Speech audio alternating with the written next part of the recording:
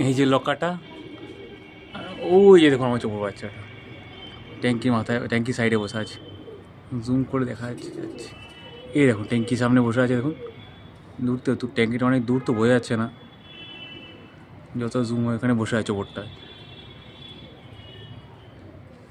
তাই জন্য set up করা হলো, খাঁচাটা লাগানো হলো, কিন্তু ছাদে তো পুরো উঠোনে নেমে পায়রা, এখানে লাগানো হলো। কটা পায়রা বাইরে ছাড়া হলো, 3-4টে পায়রা ছাড়া হলো। তারপরও যদি না নামে আর কিছু, আজকে 3 দিন হলো এখানে ট্যাঙ্কিতেই ঠায়ে বসে আছে, বাড়ির সামনে উঠছে কেন ট্যাঙ্কিতে নামছে না, ট্যাঙ্কিতে বাড়িতে। ও জানে বাড়ি এখানে আমার, তাও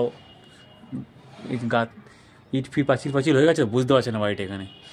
যদি নামে আপনাদের দেখাচ্ছি, এই লক্কাটায় নিচে বসেছিল, আমি ধরেই নিচ্ছে করে, ও লোকে পায়রা কে ধরবে।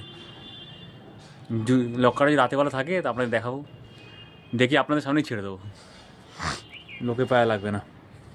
যদি চোপড়টা আসে আপনাদের শখ করাবো। সেই চোপড় বাচ্চাটা ছিল না, দুবাই বাচ্চাটা, সেটাই এটা।